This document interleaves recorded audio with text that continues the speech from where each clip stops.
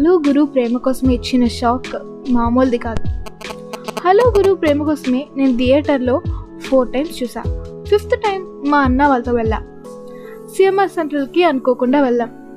మూవీకి అనుకోకుండా వెళ్ళాం.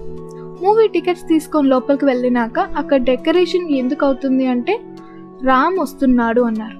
రామ్ వస్తున్నాడా నిజంగా? ఎప్పుడు వస్తాడు? ఎన్ని గంటలకు వస్తాడు?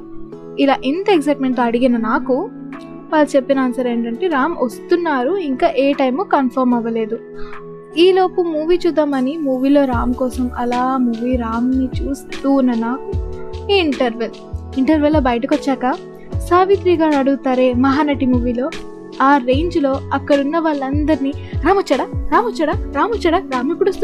ఎప్పుడు వస్తున్నాడు వచ్చాడా అని అడిగారు. వాళ్ళు ఒకటే చెప్తారు, రామ్ ఇంకా రాలేదు, వస్తారు. వస్తే మీకు కన్ఫర్మ్గా